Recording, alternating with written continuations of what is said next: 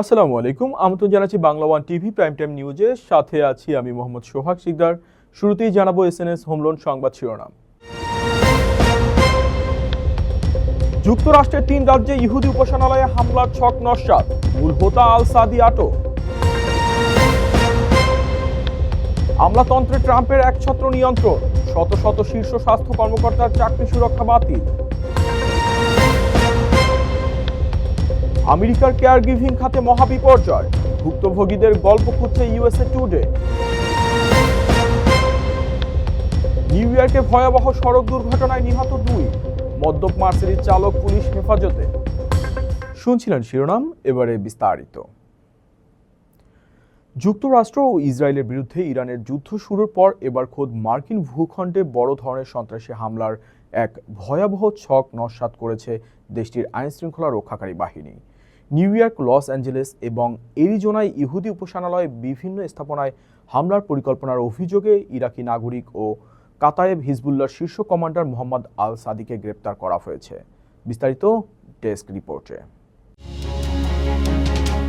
যুক্তরাষ্ট্রের new York, Los Angeles এবং অ্যারিজোনার বেশ কয়েকটি ইহুদি উপাসনালয় ও সাংস্কৃতিক কেন্দ্রে এক ভয়াবহ হামলার পরিকল্পনা নস্যাৎ করেছে মার্কিন আইনশৃঙ্খলা রক্ষাকারী বাহিনী। এই আন্তর্জাতিক সন্ত্রাসী ষড়যন্ত্রের মূল হোতা এবং ইরানি মদতপুষ্ট ইরাকি সশস্ত্র গোষ্ঠী কাতাইব হিজবুল্লাহর শীর্ষ কমান্ডার মোহাম্মদ আল সাদিকে গ্রেপ্তার করা হয়েছে। মার্কিন ফেডারেল আদালত ও গোয়েন্দা সূত্রে জানা গেছে, আল সাদি নিউ ইয়র্কের ম্যানহাটনের একটি ঐতিহাসিক সিনাগগ সহ 2টি ইহুদি কেন্দ্রে অগ্নিসংযোগের জন্য $10,000 বিনিময়ে একজন ঘাতক ভাড়া করার চেষ্টা করছিলেন। তবে তিনি যাকে মেক্সিকান ড্রাগ কার্টেলের সদস্য ভেবেছিলেন, তিনি ছিলেন মূলত ছদ্মবেশী একজন আন্ডারকভার মার্কিন পুলিশ কর্মকর্তা। হামলার পুরো ঘটনাটি ক্যামেরায় ধারণ করার শর্তও দিয়েছিলেন আল সাদি। চলতি বছরের 28 ফেব্রুয়ারি যুক্তরাষ্ট্র ও ইসরায়েলের সাথে ইরানের যুদ্ধ শুরু হওয়ার পর থেকেই আল সাদি মার্কিন ও ইহুদি স্থাপনায় হামলার নির্দেশনা দিয়ে আসছিলেন। তদন্তে জানা গেছে, এই চক্রটি ইতোমধ্যে ইউরোপ জুড়ে 18টি এবং কানাডায় 2টি সন্ত্রাসী হামলা সফলভাবে পরিচালনা করেছে, যার মধ্যে বেলজিয়ামের সিনাগগ, আমস্টারডামের ইহুদি স্কুল ও প্যারিসের ব্যাংক অব আমেরিকা ভবন অন্যতম।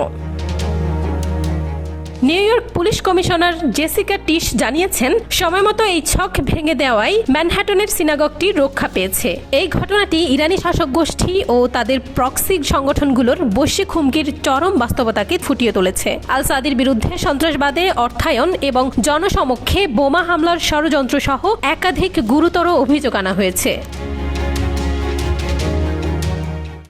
আড়ম্বরপূর্ণ আয়োজন, শীর্ষ বৈঠক আর বড় বড় আশ্বাস, তবু ট্রাম্পের চীন সফর শেষে উঠছে নানা প্রশ্ন। সত্যি কি কোনো বড় কূটনৈতিক সাফল্য এসেছে, নাকি সবই ছিল রাজনৈতিক প্রদর্শনী? বিস্তারিত বিশ্লেষণ জানতে দেখুন পুরো প্রতিবেদন। ব্যাপক আড়ম্বর ও প্রচারণার মধ্য দিয়ে শেষ হলো মার্কিন প্রেসিডেন্ট ডোনাল্ড ট্রাম্পের বহুল আলোচিত চীন সফর। শুক্রবার 2 দিনের এই উচ্চ পর্যায়ের দ্বিপাক্ষিক সম্মেলন শেষে ওয়াশিংটন ডিসিতে ফিরেছেন ট্রাম্প। তবে ট্রাম্প প্রশাসন এই সফরকে সফল দাবি করলেও আন্তর্জাতিক রাজনৈতিক বিশ্লেষক ও সমালোচকদের মতে এই ঐতিহাসিক বৈঠক থেকে দৃশ্যমান বা বড় কোনো কূটনৈতিক অর্জন ছাড়াই খালি হাতে ফিরতে হয়েছে আমেরিকাকে। চলমান ইরান যুদ্ধের কারণে এমনিতেই কিছুটা চাপে থাকা ট্রাম্প বিশ্ব মঞ্চে আমেরিকার একচ্ছত্র প্রভাব ধরে রাখার ক্ষেত্রে এই সফরে বিশেষ কোনো চমক দেখাতে পারেননি। শুক্রবার বেইজিং ছাড়ার আগে নিজের শেষ বক্তব্যে ট্রাম্প দাবি করেন, আমেরিকা এবং চীন কিছু চমৎকার বাণিজ্যিক চুক্তি করেছে। একই সঙ্গে তিনি ও শি জিনপিং 2 দেশের মধ্যকার অনেক জটিল সমস্যার সমাধান করেছেন বলেও উল্লেখ করেন। তবে এই সব চুক্তির সুনির্দিষ্ট কোনো বিবরণ বা রূপরেখা হোয়াইট হাউসের পক্ষ থেকে প্রকাশ করা হয়নি। ফলে সমালোচকরা বলছেন, ইলন মাস্ক, টিম কুক কিংবা ট্রাম্পের ছেলে এরিক ট্রাম্পের মতো হাই প্রোফাইল ব্যক্তিদের নিয়ে সাজানো এই সফরটি যতটা না বাস্তবমুখী ছিল, তার চেয়ে অনেক বেশি ছিল রাজনৈতিক দেখনদারি বা পারফরমেটিভ। যুদ্ধ বন্ধ করা, তাইওয়ানের নিরাপত্তা কিংবা 2 দেশের মধ্যকার কৃত্রিম বুদ্ধিমত্তা বা এআই প্রযুক্তির প্রতিযোগিতা, কোনো প্রধান ইস্যুতেই বড় কোনো ব্রেকথ্রু বা যুগান্তকারী সমাধান আসেনি এই শীর্ষ সম্মেলন থেকে। সবচেয়ে মজার বিষয় হলো বেইজিং থেকে বিদায় নেয়ার পরপরই ট্রাম্প তার নিজস্ব সামাজিক যোগাযোগ মাধ্যম ট্রুথ সোশ্যালে এক অদ্ভুত পোস্ট দিয়ে বসেন। ভূ রাজনীতি বা যুদ্ধক্ষেত্রের গুরুত্বপূর্ণ আলোচনার চেয়ে ট্রাম্পের নজর কেড়েছে চীনের কমিউনিস্ট পার্টির রাজকীয় বলরুম। ট্রুথ সোশ্যালে তিনি লেখেন, চীনের একটি চমৎকার বলরুম আছে, আমেরিকাও এমন একটি থাকা উচিত। মূলত হোয়াইট হাউসের $400 মিলিয়ন খরচ করে একটি বিশাল বলরুম তৈরির যে পুরনো পরিকল্পনা ট্রাম্পের রয়েছে, এই পোস্টের মাধ্যমে তিনি আবারও সেই ইচ্ছার কথাই মনে করিয়ে দিলেন। একদিকে মধ্যপ্রাচ্য সংকট ও তাইওয়ান নিয়ে ধোঁয়াশা, আর অন্যদিকে ট্রাম্পের এই বলরুম বিলাস, সব মিলিয়ে ট্রাম্পের এই চীন সফর মার্কিন রাজনীতিতে নতুন সমালোচনার জন্ম দিয়েছে। যুক্তরাষ্ট্রের ফেডারেল সরকারি চাকরিজীবীদের ওপর নিয়ন্ত্রণ বাড়াতে এবার বড় ধরনের পদক্ষেপ নিয়েছে ডোনাল্ড ট্রাম্পের প্রশাসন। দেশটির স্বাস্থ্য মানবসেবা মন্ত্রণালয় বা HHS এর শত শত জ্যেষ্ঠ কর্মকর্তার সিভিল সার্ভিস চাকরি সুরক্ষা বাতিল করা হয়েছে। রয়টার্সের এক প্রতিবেদনে উঠে এসেছে, এর ফলে এই কর্মকর্তাদের যে কোনো সময় কারণ দর্শানো ছাড়াই বরখাস্ত করা সম্ভব হবে। বিস্তারিত ডেস্ক রিপোর্টে।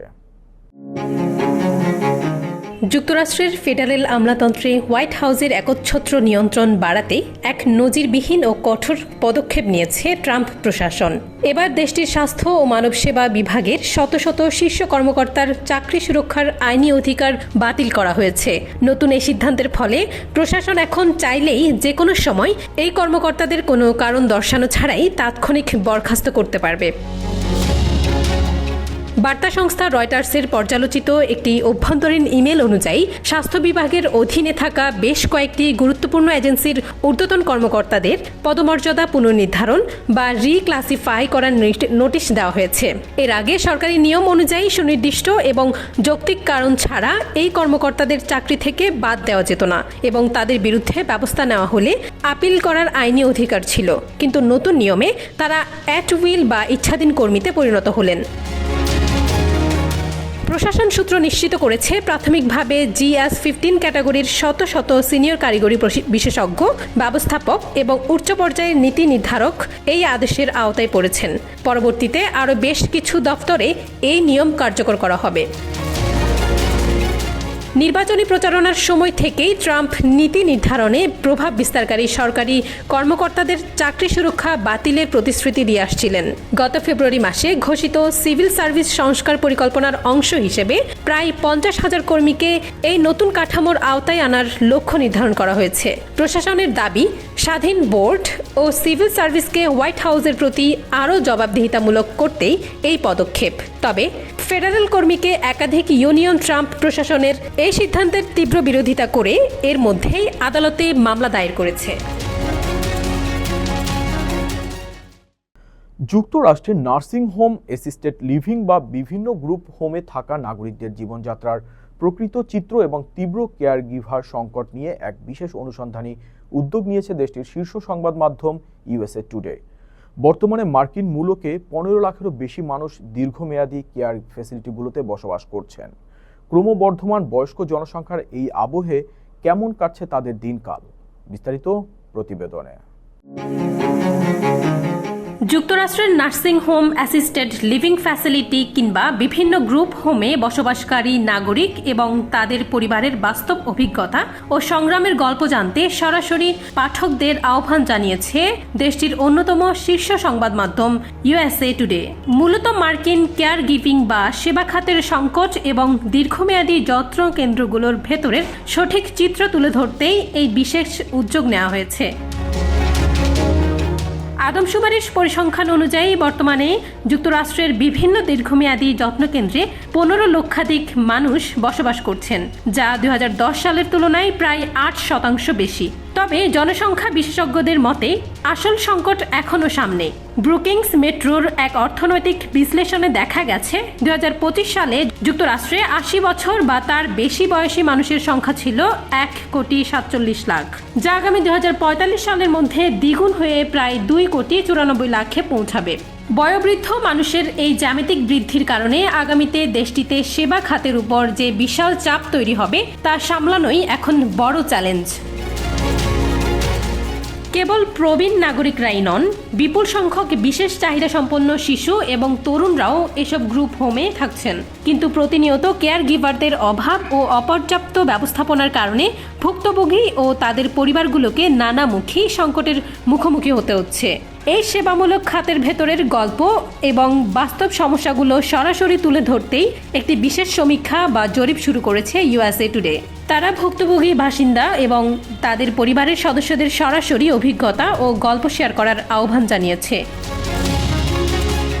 ভবিষ্যতে এই বিশাল মানবিক সংকট মোকাবেলায় মার্কিন প্রশাসন শেষ পর্যন্ত কী ধরনের নীতিগত পরিবর্তন আনে সেটি এখন দেখার বিষয়। মধ্যপ্রাচ্য সংকট ও মূল্যস্ফীতির চাপের মধ্যেও যুক্তরাষ্ট্রে সামান্য কমেছে হোম লোনের সুদের হার। তবে উচ্চ ব্যয় ও অর্থনৈতিক অনিশ্চয়তায় এখনও বাড়ি কেনায় সতর্ক অনেক ক্রেতা। বিশেষজ্ঞদের মতে স্থিতিশীল সুদই ফিরিয়ে আনতে পারে আবাসন বাজারের গতি। মধ্যপ্রাচ্যে চলমান ইরান যুদ্ধের প্রভাবে মার্কিন বাজারে জ্বালানি তেল সহ অন্যান্য পণ্য ও সেবার দাম বাড়লেও চলতি সপ্তাহে সবাইকে অবাক করে দিয়ে কিছুটা কমেছে যুক্তরাষ্ট্রের আবাসন খাতের ঋণের সুদ বা মর্টগেজ রেট। আবাসন অর্থায়ন সংস্থা ফ্রেডি ম্যাক এর সর্বশেষ প্রতিবেদন অনুযায়ী 30 বছর মেয়াদী ফিক্সড হোম লোনের গড় সুদের হার কমে দাঁড়িয়েছে 6.36%। মূল্যস্ফীতির বাজারে এই সামান্য পতনকে বড় স্বস্তি হিসেবে দেখছেন বিশেষজ্ঞরা। চলতি সপ্তাহে মার্কিন শ্রম মন্ত্রণালয়ের দেয়া কনজিউমার প্রাইস ইন্ডেক্স বা সিপিআই রিপোর্টে দেখা গেছে গত এপ্রিল পর্যন্ত 12 মাসে যুক্তরাষ্ট্রে সামগ্রিক মূল্যস্ফীতি 3.8% পৌঁছেছে, যা গত 3 বছরের মধ্যে সর্বোচ্চ। ইরানে হরমুজ প্রণালী বন্ধ থাকার কারণে অপরিশোধিত তেলের দাম আকাশচুম্বী হওয়াই এর মূল কারণ। সাধারণত মূল্যস্ফীতি বাড়লেও বন্ডের মুনাফা ও ঋণের সুদের হার বৃদ্ধি পায়। তবে এবার মর্টগেজ ব্যাকড সিকিউরিটিজের চাহিদা বেড়ে যাওয়ায় বাজারে সুদের হার স্থিতিশীল রয়েছে। 2025 সালের এই সময়ে যেখানে ঋণের সুদের হার ছিল গড়ে 6.81%, সেই তুলনায় বর্তমানের 6.36% হার ক্রেতাদের জন্য অনেক সুবিধাজনক। ফ্রেডি ম্যাক এর প্রধান অর্থনীতিবিদ স্যাম খাতির জানান, ইরান যুদ্ধ শুরুর পর থেকেই আমেরিকার আবাসন বাজারে সুদের হারে বড় ধরনের ওঠানামা চলছিল। এই অস্থিতিশীলতার কারণে 2026 সালের শুরু থেকে বাড়ি কেনাবেচা এক প্রকার স্থবির হয়ে পড়েছিল। তবে বর্তমানের এই স্থিতিশীলতা বসন্তকালীন আবাসন বাজারে নতুন ক্রেতাদের আকৃষ্ট করবে বলে আশা করা হচ্ছে। যদিও সাধারণ ক্রেতারা সুদের হার 5% ঘরে নামার অপেক্ষায় আছেন, তবুও গত বছরের তুলনায় এই পতনকে আমেরিকার আবাসন খাতের ঘুরে দাঁড়ানোর একটি বড় সুযোগ মনে করছেন রিয়েলটর.com এর অর্থনীতিবিদরা। যুক্তরাষ্ট্রে সব বয়সী মানুষের মধ্যেই এখন জীবনযাত্রা ব্যয় নিয়ে বড় ধরনের উদ্বেগ দেখা দিয়েছে। বিশেষ করে নির্দিষ্ট আয়ের অবসরপ্রাপ্ত ব্যক্তিরা প্রতিনিয়ত হিমশিম খাচ্ছেন। তবে কর্মজীবন শেষে জীবনের সোনালী দিনগুলো কোন অঙ্গরাজ্যে কাটানো হবে তার উপর নির্ভর করছে স্বাচ্ছন্দ্যের মাত্রা। সম্প্রতি মানি লায়ন প্রকাশিত একটি সমীক্ষায় উঠে এসেছে মার্কিন রাজ্যগুলোর অবসরকালীন খরচের এক চমকপ্রদ চিত্র। বিস্তারিত প্রতিবেদনে। যুক্তরাষ্ট্রে ক্রমবর্ধমান মূল্যস্ফীতির কারণে সাধারণ মানুষের পাশাপাশি চরম হিমশিম খাচ্ছেন নির্দিষ্ট আয়ের অবসরপ্রাপ্ত ব্যক্তিরা। সম্প্রতি মানি লায়ন নামক একটি সংস্থার গবেষণায় দেখা গেছে, দেশটির কোন রাজ্যে অবসর জীবন কাটানো হবে তার উপর নির্ভর করছে একজন মানুষের আর্থিক স্বাচ্ছন্দ্য। বিশেষ করে ক্যালিফোর্নিয়া, নিউ ইয়র্ক বা ইলিনয়ের মতো উচ্চ করের রাজ্যগুলো ছেড়ে অবসরপ্রাপ্তরা এখন ফ্লোরিডা বা টেক্সাসের মতো কম করের রাজ্যে পাড়ি জমাচ্ছেন। গবেষণা অনুযায়ী অবসরপ্রাপ্তদের জন্য সবচেয়ে ব্যয়বহুল রাজ্য হল হাওয়াই। সেখানে স্বাচ্ছন্দ্যে বাঁচতে সোশ্যাল সিকিউরিটি আয় বাদেও বছরে $1,65,000 বেশি খরচ হয়। দ্বিতীয় সর্বোচ্চ ব্যয়বহুল রাজ্য ক্যালিফোর্নিয়া, যেখানে বছরে প্রয়োজন প্রায় $1,22,000। বিশেষজ্ঞদের মতে ক্যালিফোর্নিয়া বা নিউ ইয়র্কের মতো জায়গায় শুধু জীবনযাত্রার খরচই বেশি নয়, বরং সেখানকার উচ্চ স্টেট ইনকাম ট্যাক্স বা রিয়েল এস্টেট প্রপার্টি ট্যাক্স অবসরপ্রাপ্তদের বাজেটকে ধ্বংস করে দিচ্ছে। এর বিপরীতে সবচেয়ে সস্তা রাজ্য হিসেবে চিহ্নিত হয়েছে ওয়েস্ট ভার্জিনিয়া, যেখানে বার্ষিক খরচ মাত্র $33,000 কাছাকাছি। এছাড়া ফ্লোরিডা, টেক্সাস এবং টেনেসির মতো রাজ্যগুলো এখন অবসরপ্রাপ্তদের প্রধান আকর্ষণ হয়ে উঠেছে। এর মূল কারণ কেবল চমৎকার আবহাওয়া নয়, বরং এসব রাজ্যে কোনো স্টেট ইনকাম ট্যাক্স বা ডেথ ট্যাক্স নেই এবং প্রপার্টি ট্যাক্সও তুলনামূলক অনেক কম, যা একজন অবসরপ্রাপ্ত মানুষের বছরে হাজার হাজার ডলার সাশ্রয় করছে। নিউ ইয়র্কে ভয়াবহ সড়ক দুর্ঘটনায় মুহূর্তেই বদলে গেল কয়েকটি পরিবারের জীবন। মদ্যপ চালকের বেপরোয়া গতিতে প্রাণ গেল দুজনের, গুরুতর আহত আরও কয়েকজন। প্রত্যক্ষদর্শীরা বলেছেন ঘটনাস্থল ছিল যেন বিভীষিকাময় দৃশ্য। কিভাবে ঘটল এই মর্মান্তিক দুর্ঘটনা, জানুন প্রতিবেদনে। যুক্তরাষ্ট্রের নিউ ইয়র্কের আপার ম্যানহাটনে এক ভয়াবহ ও মর্মান্তিক সড়ক দুর্ঘটনায় 2 ব্যক্তি নিহত এবং আরও 3 জন গুরুতর আহত হয়েছে। শুক্রবার সন্ধ্যায় মর্নিং সাইড হাইটস এলাকায় এক মদ্যপ চালক নিয়ন্ত্রণ হারিয়ে একাধিক পার্ক করা গাড়িকে ধাক্কা দিয়ে ফুটপাতে উঠে গেলে এই হতাহতের ঘটনা ঘটে। নিউ ইয়র্ক পুলিশ জানায় 61 বছর বয়সী এক চালক তার কালো রঙের মার্সিডিজ বেঞ্জ গাড়িটি নিয়ে উত্তর দিকে যাওয়ার সময় আচমকা নিয়ন্ত্রণ হারান। গাড়িটি প্রথমে রাস্তার পাশে থাকা 2টি গাড়িকে সজোরে ধাক্কা দেয় এবং এরপর একটি সেলুনের সামনে বসে থাকা পথচারীদের ওপর উঠে যায়। সিসিটিভি ফুটেজে গাড়িটিকে অত্যন্ত দ্রুত গতিতে ছোটাছুটি করতে দেখা গেছে। প্রত্যক্ষদর্শীরা এই ঘটনাকে একটি হরর শো হিসেবে বর্ণনা করেছেন, যেখানে এক ব্যক্তি গাড়ির নিচে পিষ্ট হয়ে প্রায় বিকৃত হয়ে যান। এই দুর্ঘটনায় নিহতদের মধ্যে একজন 46 বছর বয়সী ল্যাব টেকনিশিয়ান, যিনি 3 যমজ সন্তানের বাবা এবং সদ্যই নতুন একটি অ্যাপার্টমেন্ট কিনেছিলেন। অন্য নিহত ব্যক্তিটি 35 বছর বয়সী একজন সাধারণ দারোয়ান, যিনি ডিউটি শেষ করে বাড়ি ফিরছিলেন। এছাড়া গুরুতর আহত 3 জনকে আশঙ্কাজনক অবস্থায় সেন্ট লুকস হাসপাতালে ভর্তি করা হয়েছে। এক প্রত্যক্ষদর্শী জানান, দুর্ঘটনার পর তিনি চালককে গাড়ি থেকে বের করেন। চালক প্রথমে স্ট্রোক করার দাবি করলেও পুলিশ জানিয়েছে চালক মারাত্মকভাবে মদ্যপ অবস্থায় ছিলেন। তাকে বর্তমানে পুলিশ হেফাজতে হাসপাতালে রাখা হয়েছে এবং মামলার প্রস্তুতি চলছে। পপ সম্রাজ্ঞী টেলর সুইফট এবং মার্কিন NFL তারকা ট্রাভিস কেলসিকে আবারও একসঙ্গে রোমান্টিক মেজাজে দেখা গেল নিউ ইয়র্ক সিটিতে। আগামী জুলাই মাসে তাদের বহুল প্রতীক্ষিত রাজকীয় বিয়ে অনুষ্ঠিত হতে যাচ্ছে। আর সেই জমকালো বিয়ের আগে শুক্রবার রাতে এই তারকা জুটিকে নিউ ইয়র্কের একটি রেস্তোরাঁয় ডেট নাইট উপভোগ করতে দেখা গেছে। হাত ধরাধরি করে ক্যামেরাবন্দি হওয়া এই লাভ বার্ডসদের নতুন লুক নিয়ে বিস্তারিত থাকছে প্রতিবেদনে। চলতি বছরের জুলাইয়ে বিয়ের পিঁড়িতে বসতে যাচ্ছেন বিশ্বখ্যাত পপ কুইন টেলর সুইফট এবং NFL তারকা ট্রাভিস কেলসি। তবে বিয়ের চূড়ান্ত সানাই বাজার আগেই নিউ ইয়র্ক সিটিতে এক রোমান্টিক ডেট নাইটে হাত ধরাধরি অবস্থায় ক্যামেরাবন্দি হয়েছেন এই তারকা জুটি। তাদের এই অন্তরঙ্গ মুহূর্তের ছবি এখন নেট দুনিয়ায় তুমুল ভাইরাল। 36 বছর বয়সী এই যুগলকে শুক্রবার নিউ ইয়র্কের ম্যানহাটনের একটি নামী ভূমধ্যসাগরীয় রেস্তোরাঁয় নৈশভোজ করতে দেখা যায়। অফ শোল্ডার ফ্লোরাল মেক্সি ড্রেসে টেলর সুইফট এবং স্টাইলিশ মার্নি শার্টে ট্রাভিস কেলসি যখন রেস্তোরাঁয় প্রবেশ করছিলেন, তখন বাইরে অপেক্ষমান ভক্ত ও পাপারাজ্জিদের উদ্দেশ্যে হাসি মুখে হাত নেড়ে সাড়া দেন। পারিবারিক সূত্র এবং বিভিন্ন আন্তর্জাতিক সংবাদ মাধ্যমের তথ্য অনুযায়ী আগামী 3 জুলাই নিউ ইয়র্ক সিটিতেই অনুষ্ঠিত হতে যাচ্ছে তাদের বহুল প্রতীক্ষিত রাজকীয় বিয়ের মূল অনুষ্ঠান। ইতোমধ্যে আমন্ত্রিত বিশেষ অতিথিদের কাছে সেভ দ্য ডেট কার্ড পৌঁছে দেওয়া হয়েছে। তবে গণমাধ্যমে যেন বিয়ের কোনো তথ্য বা ভেন্যুর ডিটেলস আগে থেকে ফাঁস না হয়, সেজন্য অত্যন্ত কড়া গোপনীয়তা বজায় রাখছেন এই পপ তারকা। এমনকি টেইলর সুইফট নিজেই তার ঘনিষ্ঠ বন্ধুদের ব্যক্তিগতভাবে ফোন করে বিয়ের আমন্ত্রণ জানাচ্ছেন এবং তথ্য গোপন রাখার অনুরোধ করছেন। চলতি সপ্তাহে নিউ ইয়র্ক সিটিতে এটি সুইফটের 4র্থ পাবলিক অ্যাপিয়ারেন্স। এর আগে গত কয়েকদিনে তিনি তার বাবা মা ও বন্ধুদের সাথে জিরো বন্ড ও ভিয়া কারোটার মতো এক্সক্লুসিভ ক্লাব ও রেস্তোরাঁয় ডিনার উপভোগ করেছেন। তবে ট্রাভিসের সাথে এই ডেট নাইটটি ছিল সবচেয়ে আকর্ষণীয়। এই ছিল Bangla one TV prime time নিউজে। পরবর্তী প্রাইম টাইম নিউজ দেখার আমন্ত্রণ জানিয়ে বিদায় নিচ্ছি আমি মোহাম্মদ সোহাগ শিকদার। এতক্ষণ সাথে থাকার জন্য ধন্যবাদ।